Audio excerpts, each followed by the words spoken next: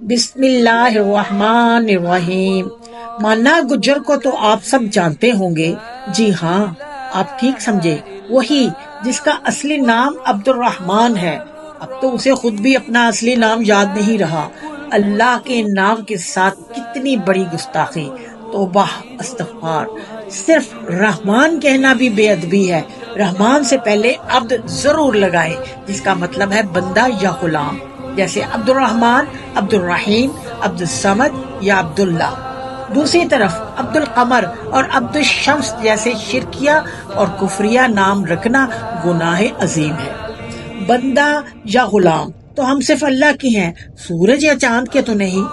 یاد رکھیے، اپنے بچے کا اچھا اور بامعنی نام رکھنا بچے کا حق ہی نہیں بلکہ ہمارا فرض بھی ہے۔ اور یہ بھی ایک حقیقت ہے کہ نام کا اثر بچے کی شخصیت پر کسی حد تک ضرور پڑتا ہے۔ اس لیے بچے کی پیدائش کے 7ویں دن اس کا نام سوچ سمجھ کر رکھیے گا۔ جزاکم اللہ۔